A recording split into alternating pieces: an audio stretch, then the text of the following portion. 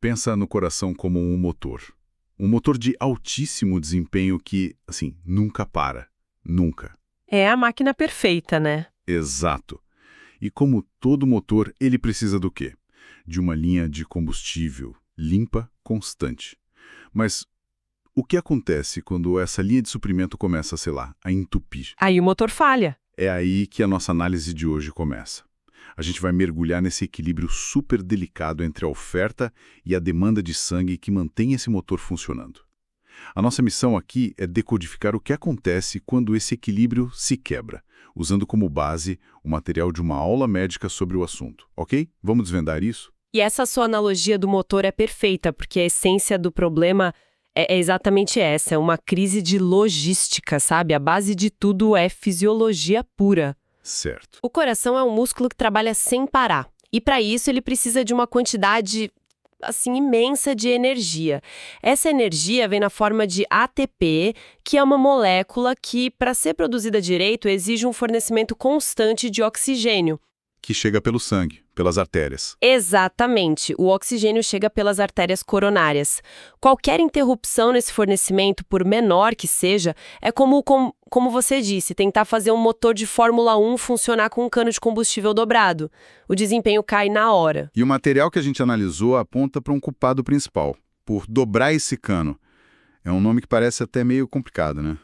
Aterosclerose. É um nome que assusta um pouco. E o que é exatamente? O que está por trás dessa palavra? Olha, a origem da palavra ajuda muito a entender. Átero vem do grego, se refere a uma espécie de mingau, que na medicina a gente usa para descrever lipídios, ou seja, gordura. Gordura. Certo. E esclerose significa endurecimento. Então, aterosclerose é, de forma bem direta, o acúmulo de placas de gordura dentro das artérias. Com o tempo, elas acabam enrijecendo e, o principal, estreitando o espaço por onde o sangue tem que passar. Então é literalmente um processo de entupimento e endurecimento por gordura. O material também faz uma distinção importante, né? Entre aterosclerose e arterioesclerose. Sim, e esse é um ponto crucial.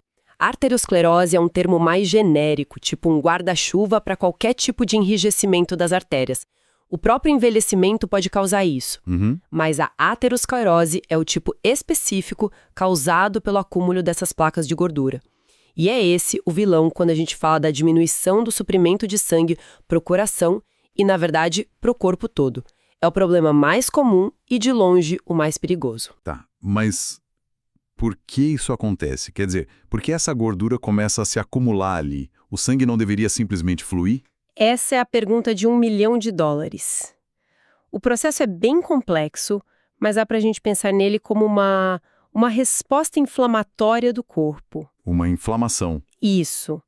Tudo começa com pequenas lesões na parede de dentro da artéria, no endotélio. Essas lesões podem ser causadas por um monte de coisa: pressão alta, cigarro, açúcar alto no sangue, como no diabetes. Entendi. O corpo, tentando curar essa lesão, manda células de defesa e aí as partículas de colesterol, principalmente o LDL, o tal colesterol ruim, acabam se infiltrando nessa parede que está danificada. Ah! Com o tempo, esse acúmulo de colesterol, células e outras coisas forma a placa de ateroma, que cresce e endurece. É um processo silencioso, que pode levar décadas. Nossa, isso é fascinante e assustador ao mesmo tempo. Então, não é que a gordura da comida simplesmente gruda na artéria. É uma reação do próprio corpo a um dano. Quase como uma cicatriz que deu errado. Exatamente isso. É uma resposta de defesa que se torna a própria doença. E o que o nosso material de análise deixa claríssimo é que esse processo não escolhe um lugar só para acontecer. Ele não ataca só o coração. Peraí, aqui é onde a ficha caiu para mim. Então, você está dizendo que a mesma placa de gordura que pode causar um infarto é a razão pela qual alguém pode sentir dor na perna ao subir uma escada? Precisamente. É o mesmo problema, só que em endereços diferentes do corpo? Exato. A aterosclerose é uma doença sistêmica. Onde tiver uma artéria, pode ter uma placa. E os sintomas vão depender desse endereço, como você bem colocou. A fonte que a gente usou dá exemplos muito claros.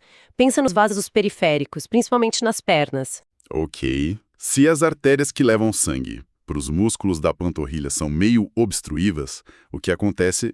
Imagino que, sei lá, numa caminhada, o músculo precisa de mais oxigênio e o sangue não chega o suficiente. E isso deve doer.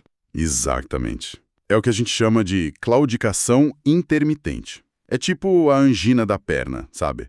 A pessoa anda um pouco, sente uma cãibra muito forte que obriga ela a parar. Nossa. Aí ela descansa um minutinho, a demanda do músculo diminui, a dor passa. E o ciclo recomeça. É um sinal clássico. Incrível. E se esse mesmo processo acontece nas artérias que vão para o cérebro? As carótidas, por exemplo? Aí o cenário é bem mais grave. Uma obstrução ali pode levar a um acidente vascular cerebral, o AVC. Os sintomas que a fonte descreve são a consequência direta da falta de oxigênio em áreas do cérebro. Tipo, problemas súbitos de visão, a fala que fica arrastada, meio confusa, fraqueza em um lado do corpo. E o material ainda cita outro exemplo que muita gente não associa, que é nos homens. A aterosclerose nas artérias pélvicas pode ser uma das principais causas de disfunção erétil. Sério? Sim, porque o fluxo de sangue é fundamental para a função. Caramba! Quer dizer que um médico, ao ouvir sobre uma dor na perna ou uma dificuldade de ereção, pode, na verdade, estar diagnosticando um risco de infarto ou AVC?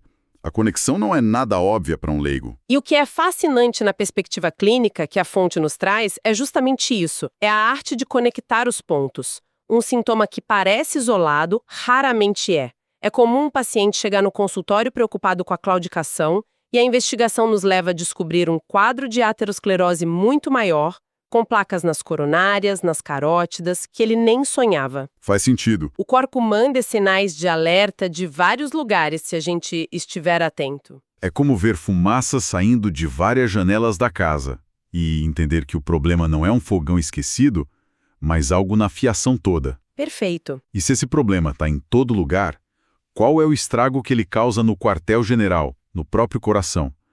Quando a aterosclerose se instala especificamente nas artérias que nutrem o coração, as coronárias, aí o problema ganha o nome mais famoso, doença arterial coronariana.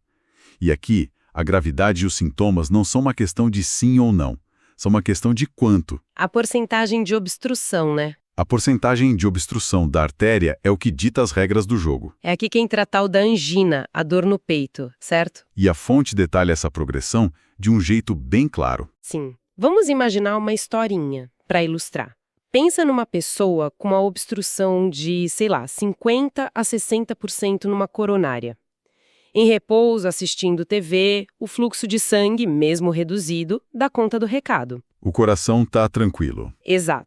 Mas aí essa pessoa precisa correr para pegar o ônibus. A demanda de oxigênio do coração dispara. A artéria, com o calibre reduzido, não consegue entregar o combustível extra. O resultado é a angina estável. Aquela dor ou aperto no peito que surge com esforço e passa com repouso. Isso é um sinal de alerta, um aviso de que a linha de suprimento está comprometida. É tipo um sinal amarelo do corpo. O tráfego ainda flui, mas fica lento nos horários de pico. Mas e quando essa obstrução piora? Quando o sinal fica vermelho? Aí a história muda drasticamente. O material indica que quando a obstrução passa de 70% e vai chegando perto de 80%, 90%, a gente entra num território muito mais perigoso. Por quê? Porque o fluxo sanguíneo basal, mesmo em repouso, já é criticamente baixo. A mesma pessoa da nossa história, 6 meses depois, não está mais correndo para pegar ônibus. Ela está sentada no sofá e, do nada, sente a mesma dor, o mesmo aperto no peito, sem ter feito absolutamente nada. Nossa, que assustador. A dor aparece do nada? Exatamente. Isso é o que se chama de angina instável ou em crescendo. É o sinal vermelho piscando sem parar. Significa que a placa de gordura está tão grande, ou talvez ela tenha até rompido e formado um pequeno coágulo ali, que o fluxo está por um fio. É uma emergência. É uma emergência médica. Um precursor direto de um infarto. A diferença entre 60% e 80% de obstrução não é só um número. É a diferença entre um aviso e uma crise iminente. Essa progressão de sentir dor só no esforço para sentir dor em repouso muda. Muda tudo. Muda o diagnóstico, a vida da pessoa. Isso realmente mostra o desafio gigantesco que é para quem está estudando medicina, né? Precisa dominar essa complexidade, esses detalhes que definem vida ou morte, para se preparar de verdade. Sem dúvida. A precisão no diagnóstico e no entendimento da fisiopatologia é tudo. E por falar em se preparar de verdade, para os estudantes que nos ouvem e buscam essa precisão, fica a dica. Se você quer dominar essa complexidade, entra agora em medcolb.com.br, baixa o app e aproveita o maior banco de questões do Brasil. Lá tem provas anteriores de todas as instituições, questões comentadas por especialistas, resumos práticos, aulas completas e flashcards prontos para revisar onde e quando quiser. É a ferramenta para transformar estudo em conhecimento de ponta. E essa precisão que você mencionou, que é tão crucial para o diagnóstico, é igualmente importante quando a gente diferencia os termos que os médicos usam no dia a dia.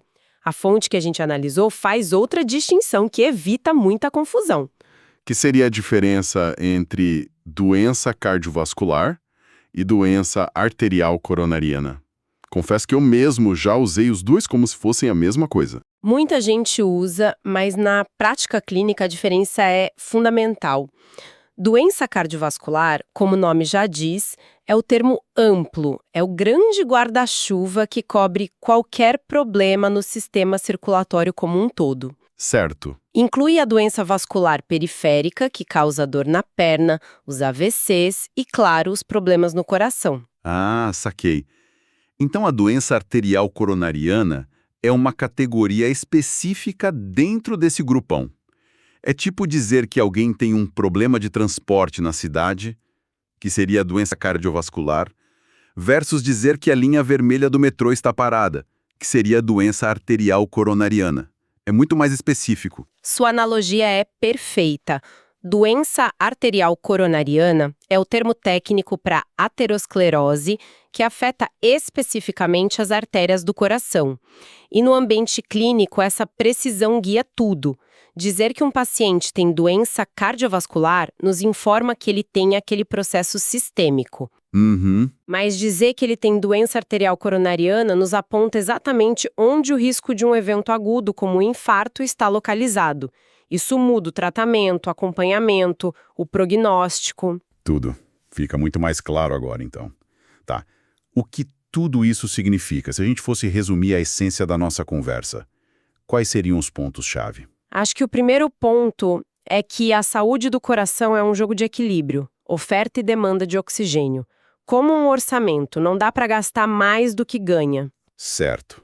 O segundo, e talvez o mais importante, é que a aterosclerose, o acúmulo de gordura, é a principal vilã que sabota a oferta, e é uma vilã que ataca o sistema inteiro, não só um órgão. E o terceiro ponto que conecta tudo isso é que a manifestação dessa doença no coração, a angina, nos conta uma história.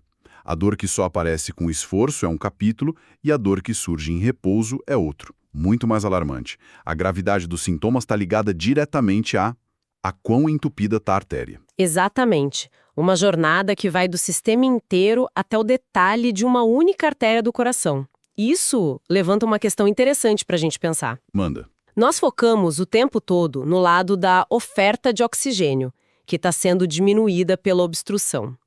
Mas e o lado da demanda? Pensa de novo na sua analogia do motor. Mesmo com o cano de combustível meio dobrado, o carro anda em velocidade de cruzeiro. Mas o que acontece se você, de repente, pisa fundo no acelerador? Motor vai engasgar, vai falhar por falta de combustível. Isso. Então, a reflexão final é: quais fatores do nosso dia a dia agem como esse pisar fundo no acelerador para o nosso coração? Um estresse súbito, um susto.